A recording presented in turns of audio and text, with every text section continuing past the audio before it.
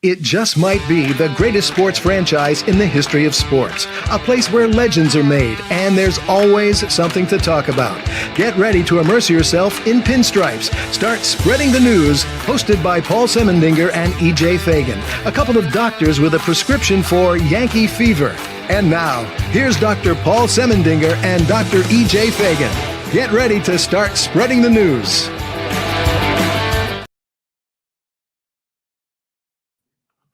And good evening, everyone. The night before Christmas. It's the penultimate day of Christmas or something like that. Happy holidays to everyone. Hanukkah also coming on Wednesday. This is the Start Spreading the News podcast. Paul Semendinger along with the great, the brilliant, and the wonderful E.J. Fagan, who may not be able to stay the whole time. E.J. the Fifth is having a bad night, but we got some stuff to talk about in the meantime. Yankees did some stuff, and I have a theory, Paul, about what might be happening next. Well, you know what, EJ? You know we have these long production meetings before the show. EJ and I spend at least 15 hours in a boardroom together. I think today was a record 8 seconds. I said hello, EJ, and you said I might not be able to stay, and I said, all right, I'm going to start the show. That was our preview. But on my list of things to talk about today was what do you think is going to happen next? So before we get into Goldschmidt, because I'm interested in your take on that. And here's the good news, EJ. I'm retired again. My stint as the supervisor of English at Ridgewood High School, which was wonderful and really. Wait, this happened? I didn't know this. Yeah, so it ended on Friday. I was so now I'll have free time again to maybe join you on the Bronx Beat podcast. I thought you were joking, like your semester was over at the college class. I didn't realize you were doing real work again. Huh. I was for 4 months, getting up early every day and doing all that again. So wow. Yeah, and my semester ended as well. So I got all my grades in; they're all graded, everything's done. But yeah, I haven't been on the Bronx Beat podcast, so I didn't have a chance to hear. I uploaded it, but I didn't have a chance to hear your take. And who was with you, Scott, on that one? Yeah, Scott and I decided to record a late night podcast because we thought maybe something else was going to happen before Christmas, but I guess not. I think baseball's done for a week. I don't think we'll see anything tomorrow or over the long we weekend. Normally don't see much in between either, right? That usually I think they finish on the 23rd and they go home and have a well-deserved break. Excuse me. Yeah, and well-deserved. And I want to ask you what you think of Cashman's grade so far. But before we get into any of that, I want to, because we might be on borrowed time, I want to hear your theory on what's happening.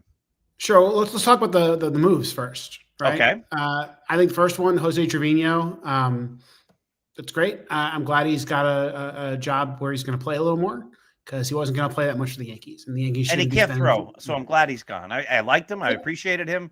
But, I mean, every time he was back there, they could steal it whenever they wanted, and that's just frustrating. I mean, while I agree, I think that the overall package was good. I think he's one of the 30 or 40 best catchers in baseball, and that means that he should probably be playing more than Austin Wells' backup is going to play. Mm-hmm. I worry a little bit that they're going to overuse Wells. He's young. They're going to let him play 140 games or something, which I think is a mistake. We saw him wear down a lot at the end of last year.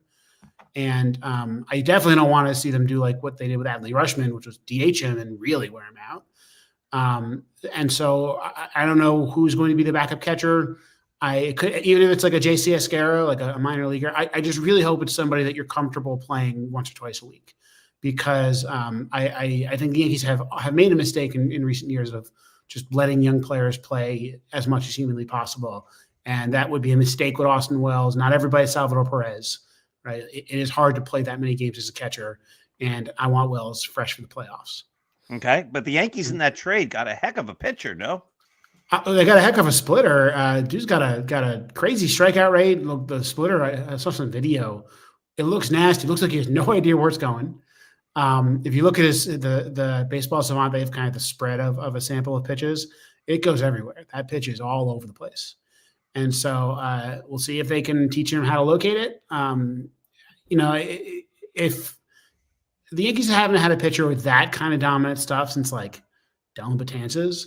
And Betances also went from being a unusable control pitcher to being a good enough control pitcher, good enough to use all that stuff and really be taken advantage. So I don't know if this guy's done with Betances. I don't know anything about him other than the video I watched, but I think it's another relief pitcher to add in there and another strikeout guy to go with Devin Williams. So that would be nice. And then we got Paul Goldschmidt. Then we got Paul Goldschmidt, 1 year, $12.5 million. I think it's probably a good deal. I do too. I do too. There's a lot of pushback on Start Spreading the News. People were hating the deal. A lot of people hate the deal. I think it was a great deal. I think so many first basemen got moved in the last couple of days. Like 6 first basemen got moved as soon as Christian Walker signed. That I think it's easy for everyone to have a favorite that's like the field, right? Like I'd rather have this guy or that guy or that guy or this guy. And I think they're all basically the same. Like I think there's a lefty righty difference. There's a little bit of a age versus veteran kind of thing going on, and none of them really got moved for much, right? None of the trades were all that much. The Guardians got like a competitive balance pick for Josh Naylor. The Nationals gave up like a not that important pitcher for Nathaniel Lowe. Like, to me, the Yankees probably could have had any of those other guys, assuming that the teams were willing to trade them to the Yankees. And the only real difference is that they didn't have to pay anything for Paul Goldschmidt. And I think he's got more potential than any of the other guys. Those other guys are basically as good as they were last year at best. And I think there's a world where Paul Goldschmidt is as good as he was last year, even worse than he was last year. I mean, he's 37 years old. That is a reality. But because he is better in the second half, because he's a borderline Hall of Fame talent, one of the best hitters of his generation, I have to think that he's got something left in the tank and has the potential to be better than an average hitter. At the very least, he's a huge upgrade over last year, and at best, he's like the second best hitter on the team. Right? Like I think that's still a very live possibility. So you kind of cross your fingers and hope that he doesn't complete. I don't think this is a Troy Tulowitzki or Jay Bruce. I don't either. Like he's got more left in the tank than that. Or Josh I also think there's what's that? Or Josh Donaldson. Yeah, Donaldson's interesting. Donaldson, at least we thought when we traded for him that he still had a year or two left. But one is he came in injured, right? Which was part of it. He got hurt at the end of that year. He never really recovered. He just had a terrible attitude, right? Mm-hmm. Like he's just one of those guys that I just don't think was like mentally ready to not have skills anymore. And I think Paul Goldschmidt's the opposite. He's a guy with a great attitude, who's known as a clubhouse guy. On that show, one of the reasons why I like having Scott on, Scott's from Colorado. So he's watched the NL West a lot. He's watched a lot of Paul Goldschmidt, watched a lot of Nolan Arenado, who we're going to talk about. And I think that I think that both of them come with very strong reviews on that front. I think they're going to be guys that you're happy to have in that clubhouse. You add in Cody Bellinger, and there's just a lot of egos now in the clubhouse. It's a very different clubhouse than one with, I'm sure Anthony Rizzo had an ego. I'm sure DJ LeMahieu had, but like, Alex Verdugo. But there's some like reason to have. There's like Hall of Famers in that clubhouse. Correct. Hall of Famers who don't have a ring. Mm-hmm. And they want a ring before they die, right? Like they're like that to me is the fascinating thing. Is like, I think Goldschmidt came to the Yankees because he wants to win a World Series. I think Nolan Arenado wants to be a Yankee because he wants to win a World Series, and that's very different from Josh Donaldson, who probably wanted to get a paycheck, right? Like I never got that sense from John Donaldson. Like he had an edge, but it wasn't an edge that felt like it was focused on winning. It was just, I don't know, being a dick on the field, right? That was who Josh Donaldson was. So I'm kind of excited to watch Goldschmidt play, and the Yankees basically have one more player to one more real move, and then they're done. Or right, they need a third baseman. They need a third baseman. All right, I have a theory. The theory is that it's going to be Nolan Arenado. Okay, and I think I'm like reasonably like you're obviously I can't tell the future. But I think this is my theory. You tell me if you think it's crazy. So the day before the Nolan Arenado, the Paul Goldschmidt deal was announced, there was a article on MLB.com with 3 bylines. Mark Feinstein, Brian Hoke, and one other beat writer who I don't know. This is unusual for MLB.com. Like this is not the New York Times. We're not doing real reporting here. This is sports. And so having 3 bylines means that 3 reporters work together on one short story in MLB.com. And they had not speculation. They had a source. They had multiple sources that said, quote, excuse me, that Nolan Arenado would be more willing to waive his no trade clause if the Yankees signed Paul Goldschmidt. This is a day before Goldschmidt signs. Here's my theory. 1.1. I think that whoever leaked that is in Nolan Arenado's camp, right? Obviously, they're familiar with Nolan Arenado's thinking. That's his agent or him. Point 2, or both. Point 2, I think that he knew that his friend Paul Goldschmidt was signing with the Yankees the next day. Why else talk to a reporter if you didn't know that that was in the works? So he says, okay, now I have a no trade clause and I can waive it for whoever I want. And he has said, I want to be traded to a championship team all offseason, and listed 6 teams that he could be traded to. The Yankees were not among those 6 teams, which is why this was an interesting story. The Angels, the Padres, the Dodgers, the Mets, the Phillies, and the Red Sox. Let's take a step right there. Right. But he put the Angels on the list, and you said he's saying he wants to be on a championship team. How do you reconcile that? It's an interesting list, right? The Angels, they're near his hometown, so I kind of get that, right? It's like on a championship team or back where I'm from California. Fair enough. But the Padres don't need a third baseman. The Dodgers don't need a third baseman. The Padres have Machado. The Dodgers have Max Muncy. The Angels sort of need a third baseman, but I don't think they're paying for Nolan Arenado. They're not any good, and they're paying Anthony Rendon ungodly amounts of money. The Red Sox have Rafael Devers. They don't need a third baseman. The Mets have, I think, Jeff McNeil playing there right now. Oh, they have that other guy too, Vientos. I think he's playing first for them. At least it depends on if Alonso signs. The Mets, maybe they might need a third baseman, maybe not.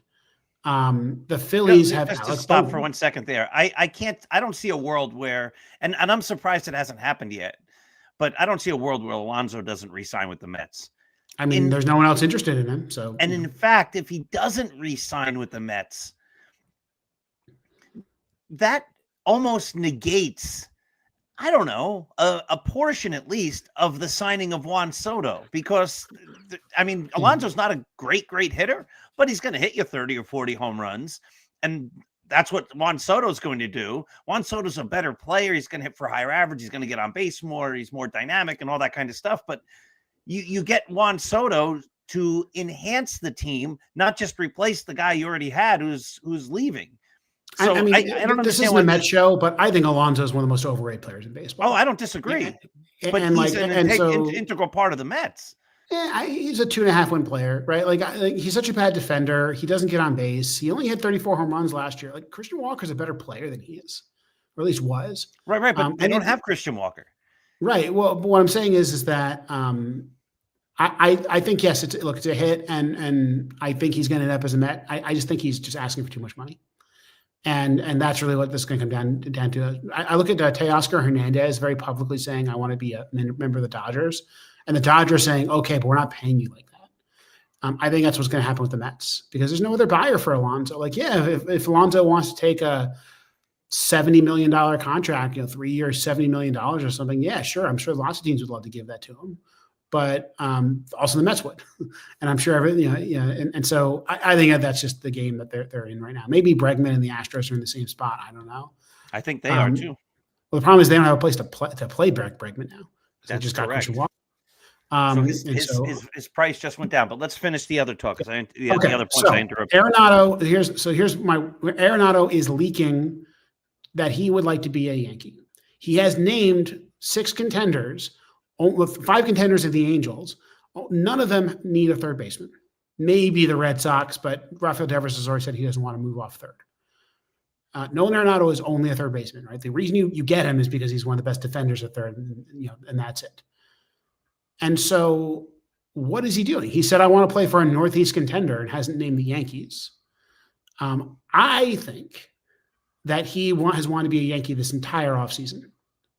And he can't, for whatever reason, I don't know if it's a legal reason, I don't know if it's just norms, say, trade me to the Yankees or nothing. So he is trying to get traded to the Yankees. We know that the Yankees have made an offer to the Cardinals, which is Marcus Stroman for Nolan Arenado. Now, here's what's interesting about that. We also know that that Arenado turned down a deal to the Astros, which would have the Astros would have taken on $45 million of the $60 million remaining. So Arenado effectively has $60 million remaining because there's some deferred money and there's some money being paid by Colorado. Over how many years? $60 million over 3 years. So $20 million a year for 3 years. Yes. And that would have been 45 for 3 years. So 15 a year had the Astros traded for him. That's the deal I think the Yankees want. And at that price, you know something? I think Arenado looks great. Right? He's I don't think he looks great at what's that? He's 34 years old. He's 34 years old. He is coming off 2 straight 2 and change, 2 high 2s win seasons. Average hitter, elite defender still. I think that's the contract, roughly what he would get in free agency. So Heimer Candelario, who's younger but has maxed out at high 2s, doesn't have kind of that Hall of Fame past, got 3 years, $45 million. So it makes sense that that's what the Astros would value him at. The Cardinals just want to get out from under the contract. And so the Cardinals are saying, we'll just take a salary, and he's yours. And the Astros are taking as much salary as they're willing to take. They have no reason to hold on to him. They will get rid of his salary no matter how much it takes. So Marcus Stroman, also a little bit overpaid, right? Probably $6 to $8 million overpaid this year. If his option vests, $6 to $8 million overpaid next year. That's not that different from $15 million. And so I think the Yankees were basically saying, let's not exchange money, but hey, you have an overvalued player. We have an overvalued player. It's roughly the same amount. Let's do the deal. The Cardinals, though, they don't need Marcus Stroman, right? I mean, Marcus Stroman might be a guy who would get $10 million in free agency, but the Cardinals have 3 guys just like that. Guys who just are old and not that good. They're innings eaters. The Cardinals need to rebuild. They don't need another veteran that's blocking someone else in their farm system. And so I think what's happening right now is the Yankees are trying to find a taker for Marcus Stroman. They're going to take $10 million next year, and maybe, if his option vests, maybe some more money, right? So they're going to take some of Marcus Stroman's salary. And then the Yankees are going to turn around to the Cardinals and they're going to say, okay, I've cleared the space. I've cleared $15 million. I want Nolan Arenado. And Nolan Arenado appears to be saying, you trade me to the Yankees or bust, because my friend Paul Goldschmidt's there now. I want to play for a contender. I want to play in either the Northeast or California, and those are your options. And really, all that we're talking about here is money, right? The Cardinals want to shed as much money as possible. And if the Yankees are the only option, the only store that Arenado is willing to be traded to, they can basically name their price. Maybe they have to trade Stroman first. Maybe the Steinbrenners don't want to wait, don't want to risk that he's untradeable. But I think that Nolan Arenado is going to be a Yankee, because it's just like the Bellinger deal, right? All that's holding us up is $1 million here, $1 million there. And that's not if the Cardinals, put a line in the sand and said, we're not going above $15 million a year. We're not taking more than $5 million a year in the contract. The Yankees might just say okay, fine. $1 million isn't going to hold this deal up. And if it's not the Astros, right? If Arenado is not willing to go to the Astros, well, he's not willing to go to the Rangers then, right? He's not willing to go to, name your contenders, right? I don't know, the Cubs, right? There's just, he's already indicated where he wants to go. And I think it's to the Yankees. Well, listen, at $20 million a year, I don't even think that's too far overpriced. Everybody talks about his contract. 34, it'd be 35, 36, 37. But I think we've talked about this. If the Yankees win the World Series in 2025, I'm okay if they don't win the World Series in 2026 and 2027. It's been too long. And so, what I love about the Goldschmidt deal is it's just 1 year. Okay, good. So the Yankees can get rid of him in a year. But when it comes to Arenado, if he's good enough this coming year, and then he's not good the next 2 years, but in this coming year, he helps them win a World Series, yeah, I'm okay. I'm good. I think the problem is you can't, it's hard to win a World Series. I think the Yankees are going to be the by far the favorite in the American League. Let me say that. Yes. My criticism of the Yankees, which some people have gotten mad at me about over the years, they make it to the playoffs. Every time they've made it to the playoffs, except maybe this year, because when in each of the series they were the better team. But up until this year, they were never really seen as a team that was going to win because they were clearly inferior. So I want the Yankees to be the best team on paper, and I want them to be the best team going into the playoffs. And then again, like if you're the best team and you lose, okay, that happens. I don't want to be the worst team hoping to win when it's unlikely. So if Nolan Arenado gets the Yankees to be the best team in the American League and the favorites into the playoffs, then he did his job. Well, and look, there's no reason to believe that Nolan Arenado is on the verge of collapse. I think it's just he's entered his decline phase. He's a guy who has been very healthy throughout his career. I don't think he's just looking at this. I don't think he's missed any real time. He missed like 20 games in 2023. So I think that this is who he is. We shouldn't expect him to go back to being an MVP candidate, but in 2022 he was an MVP candidate. He could be somewhere in between the two. That's real ceiling. And even if he doesn't, he's still an elite defender. He's probably a good enough hitter. And, if that's what your expectation is, I think it's great. And I also think there's something about wanting to be traded to a contender, right? I really I like that in a player. I would hope that the Yankees would rest him a lot, treat him and Goldschmidt like the older guys that they are and try to get something out of them. I think about that 96 Yankees team, and there were a lot of guys like this on that team, guys who hadn't won a World Series, who were, entering their last days, but were important starting players for the most part on that team to supplement a younger core and a couple of superstars. Wade Boggs wasn't his former self in 1996. Charlie Hayes, you can go through that list. In that whole era, you had guys, Chili Davis, you had Darryl Strawberry, you had Tim Raines. You had a lot of these guys who they brought in who were formally great, but who still had a lot in the tank and were good players to have on a team because they brought that whole veteran presence of a good veteran presence, not a dysfunctional veteran presence. And Nolan Arenado is just one of those guys that I think is just really regarded as like a good dude. He's gotten into fights with the Rockies organization, but I was talking to Scott about this on the show, like fights that were the Rockies' fault. And I would be mad if I were born into the Rockies. If I was a Hall of Famer born into the Rockies organization too, because it's just such a poorly run team. And his fights were about not winning. He was unhappy that the team wasn't trying to win. And then he insisted on a trade. They did a terrible trade to send him off to the Cardinals, a franchise that likes to win, right? A place that has a good culture. And then they were really good in 2022. He and Goldschmidt almost kind of brought them to the promised land.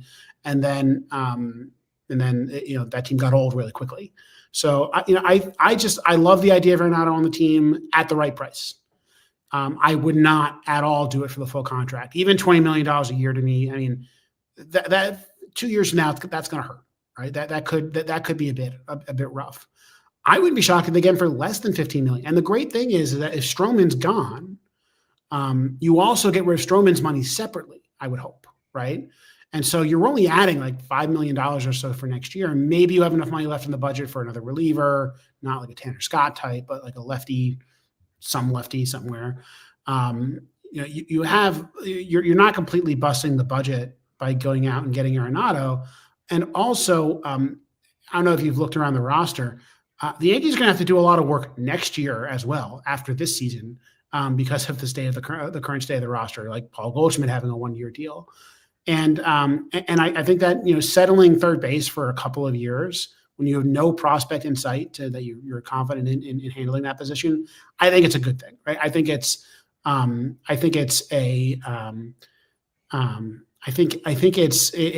you need a little bit more stability on this team. And even if so you have the ability to go out and sign like Kyle Tucker or somebody and not have to like they fill 8 other positions. I'll also add, I think that Oswaldo Cabrera is a really enticing backup with a bunch of righties on the team.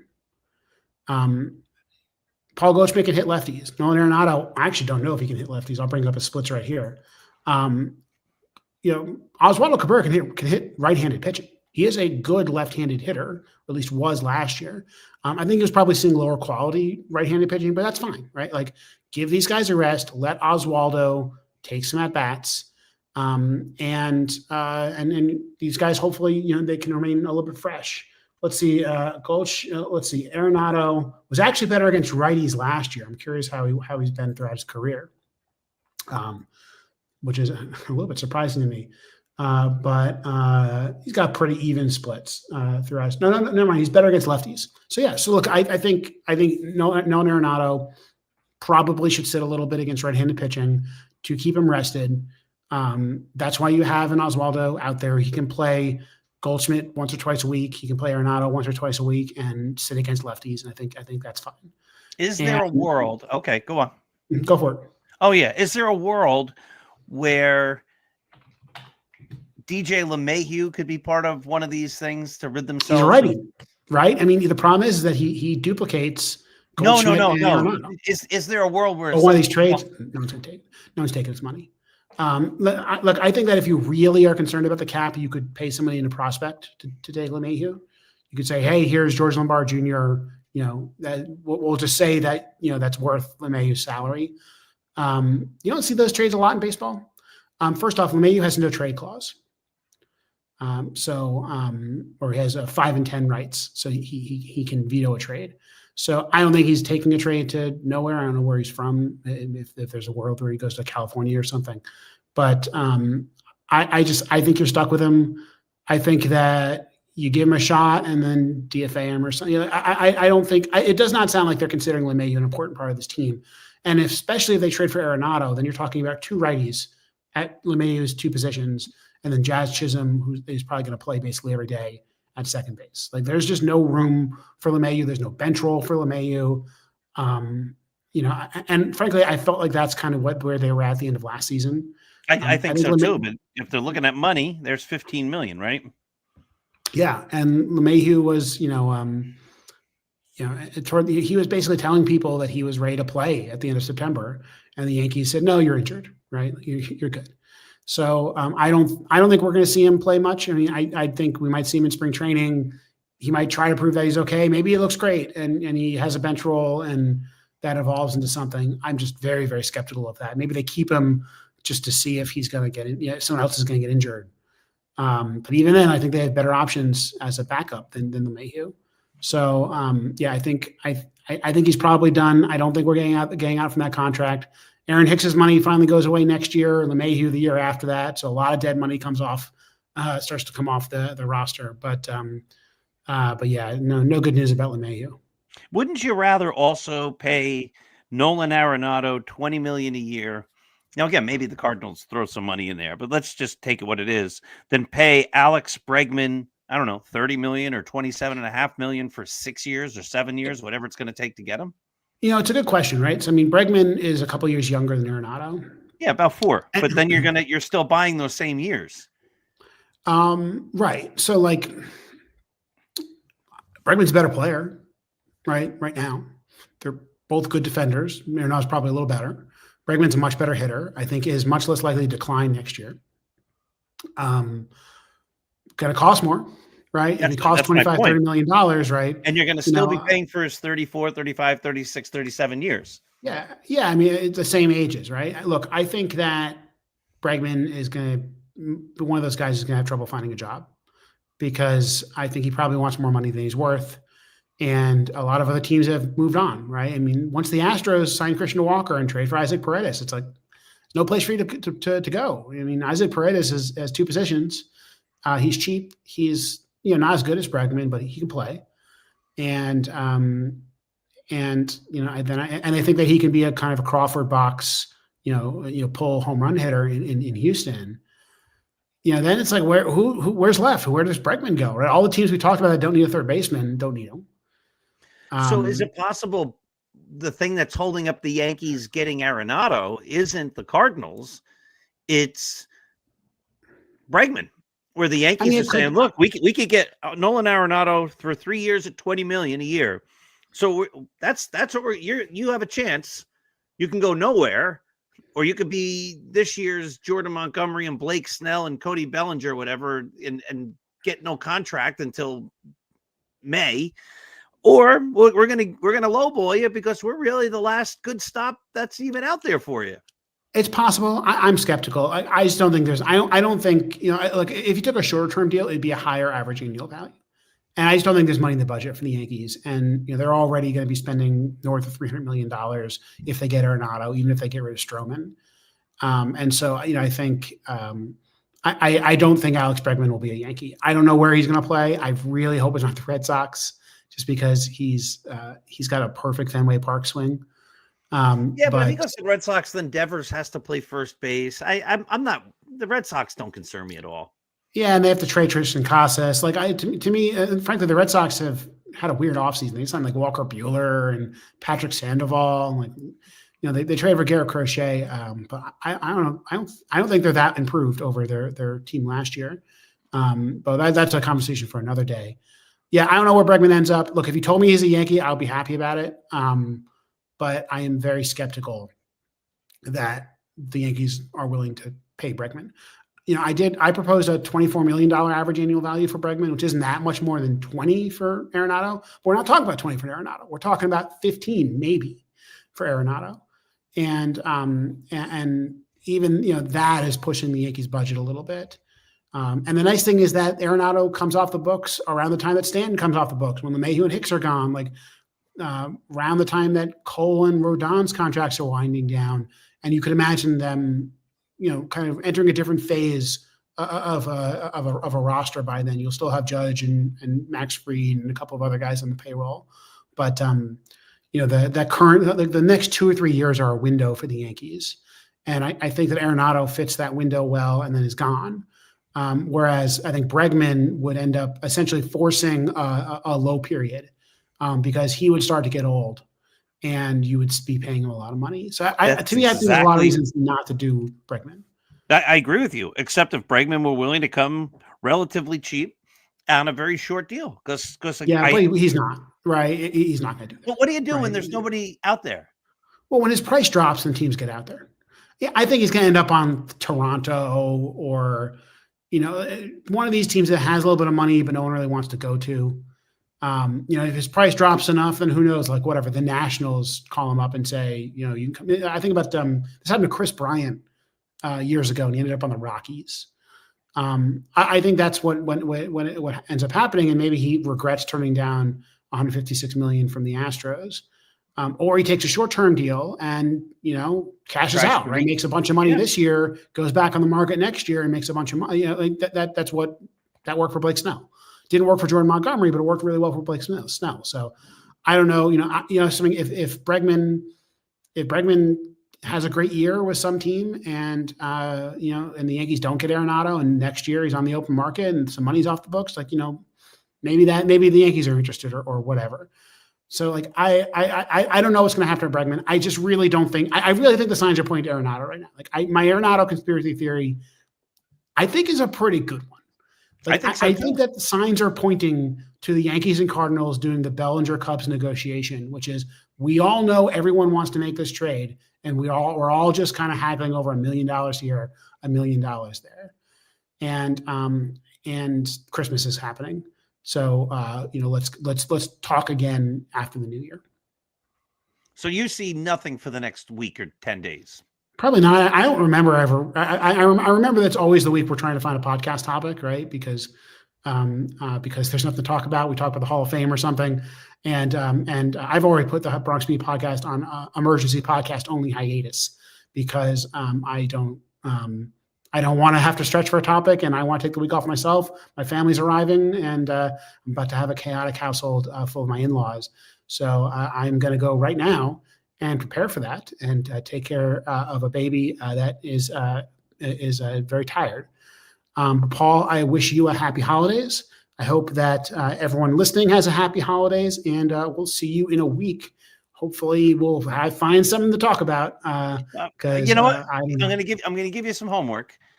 It's easy homework. I want to talk a little about the Hall of Fame, and just the sense And again, I'm a guy who loved Dave Parker, so I like that he's in the Hall of Fame as a fan. I don't think he's a Hall of Famer. And you have Dave Parker and Harold Baines and Ted Simmons. I think we've gotten to the point where all of the Hall of Fame arguments about looking at WAR and statistics that mean stuff don't really mean anything anymore. It's just like we decide, and you can think about that theory, and we could argue it next week. How's that? We'll do it. All right. Listen, happy holidays, EJ. Be good, and we'll see you in a week. All right. Goodbye, everybody. All right. So EJ is leaving us tonight, leaving you just with me for just a little while longer. I was going to ask EJ what his grade for Brian Cashman was for the off season right now. Listen, I'm the guy who has been very critical of Brian Cashman. I'm the guy who's been very critical of the Yankees. We could go back year after year after year, or they don't have a third baseman, they don't have an outfielder, they don't have a left fielder, and they're cutting corners in this spot, cutting corners in that spot, and never really filling them. There's this whole idea that, the Yankees are going to go out at the trade deadline and make a lot of deals and fix the holes that might be there, but they don't really ever seem to do that well. Year in and year out, and they just haven't looked like a great team. I've been very critical until this off season when it feels like the Yankees are making all good moves. They got rid of Trevino. I'm glad because, listen, as EJ was saying, if he's one of the top 30 catchers, he should be starting somewhere. Fair enough, but he can't throw, and he doesn't hit that well anymore.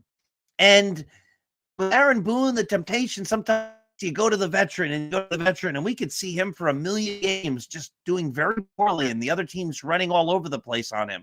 I don't want to see that. So moving him, I'm sure they'll figure out a backup catcher. I'm not worried about that at all. To get a pitcher who has tremendous upside and one of the hardest to hit balls in the game, that sounds awesome. That's a great trade. To get Paul Goldschmidt, as we've talked about for the last half hour, I think was a brilliant deal. You got him for 1 year for $12.5 million. Carlos Santana signed for $12 million. He's $500,000 better than Carlos Santana. That's not even a question. And he's a couple of years younger. I think being able to move Jazz Chisholm to second base is smart. If they get Bregman or Arenado, as we talked about, I think both of those are smart. I thought getting Cody Bellinger was a good move. It gets Judge out of center, puts him into right field.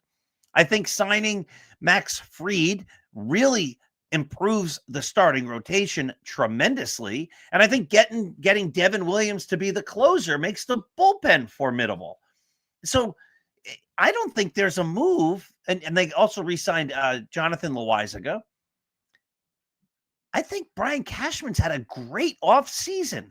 The only move that he made that I think we can question was re-signing Trent Grisham at $5 million or whatever he's going to get to play the outfield. But again, that's a move that I don't see Trent Grisham being a Yankee in September if Jason Dominguez is the left fielder or center fielder the Yankees think and hope he can and will be. And I don't think that and Bellinger and Judge Staley, I don't think you need Trent Grisham at that point. And so, yeah, you're going to have him in the beginning. He's a nice little piece of insurance. Some people are saying it was bad to bring him back. Well, the Yankees still need an outfielder, and they didn't have Cody Bellinger yet. No one wants to see him starting, but you know what?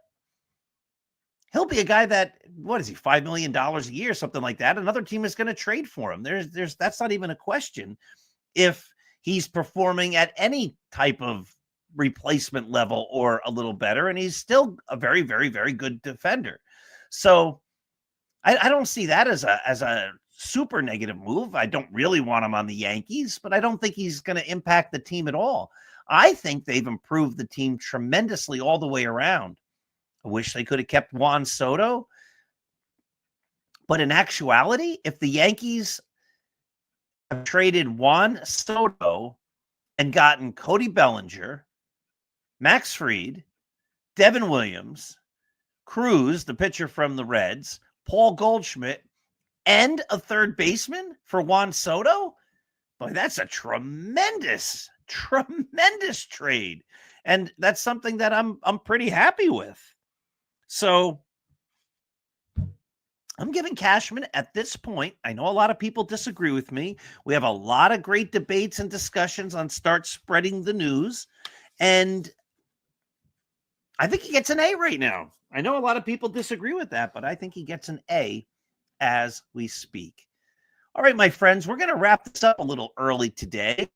I did not make the announcement because I knew we were on borrowed time with EJ that this show is brought to you by Artemisia Publishing. Artemisia is a fantastic publisher located in the United States of America. They've published books in every single genre. They've also published a number of my books, including the wonderful novel, Scattering the Ashes, the wonderful motivational book, 365.2, the autobiography of Roy White, From Compton to the Bronx, and The Least Among Them. Most of those books, by the way, have been award winners. So a lot of good things that are happening over at Artemisia Publishing, but they have more than just my books. They have books from all sorts of great authors. Rob Skeed's children's book about Johnny Vandermeer is really terrific. Lincoln Mitchell, who contributes to Start Spreading the News, has his book about the 100 most influential players in baseball history. That's an excellent book. I encourage you to go out, check out apbooks.net, because not only sports books, they have books again in all sorts, fantasy, dystopian, westerns, you name it. There's good stuff there. Take a look. You'll be very pleased. And at this point, I would then just like to wish everyone a happy and wonderful holiday season. Christmas is 2 days away. I wish all of you who celebrate Christmas a Merry Christmas. Hanukkah is also 2 days away. I wish all of you who celebrate Hanukkah a happy Hanukkah. And we will be back here next Monday, which is just before the new year. EJ doesn't think there'll be any baseball happenings over the next week or so, but I think there just might. I'm very optimistic that Mr. Cashman's got a few more things up his sleeve. I mean, if he waits till January, that's great too. But you know, sometimes if there's a baseball player and you're living in this world of what's going to happen, sometimes I would think if it was me, I'd try to force the issue tomorrow. I'd like to know before Christmas what my life next year is going to look like. Okay, once again, this has been the Start Spreading the News podcast. Check out Start Spreading the News. Every day we put up articles at 6 a.m., 10 a.m., 2 p.m., and then oftentimes we have surprise articles that pop up all the time on the site. Check out the immaculate grid I created today on Start Spreading the News that posted a couple of hours ago. Have yourselves a happy holiday season. Back here again at 9 p.m. next Monday night. Have a great night, everybody.